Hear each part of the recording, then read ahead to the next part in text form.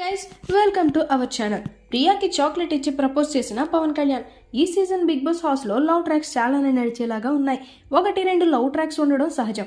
కానీ ఇక్కడ ముగ్గురితో love tracks ని నడిపే ప్రయత్నం చేయడం ఆశ్చర్యాన్ని కలిగించే విషయం.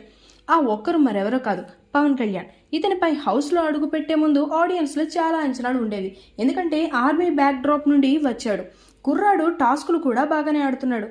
కామెడీ టైమింగ్ ఉంది. బిగ్ బాస్ షోకి అన్ని విధాలుగా పనికొస్తాడు అని భావించి ఓట్లు వేసి మరీ లోపలికి పంపారు. కానీ హౌస్లోకి అడుగుపెట్టిన తర్వాత ఈయన తనకంటూ ఒక మార్కుని ఇప్పటి వరకు క్రియేట్ చేయలేకపోవడం ఇతన్ని అభిమానించే వాళ్ళను కూడా ఆశ్చర్యానికి గురి చేసింది.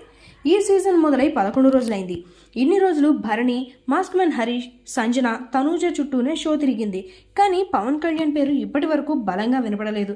అయితే ఇప్పటికైనా ట్రాక్లోకి వస్తాడని అనుకుంటే లవ్ ట్రాక్స్ మీద ఎక్కువగా ఫోకస్ పెడుతున్నాడు.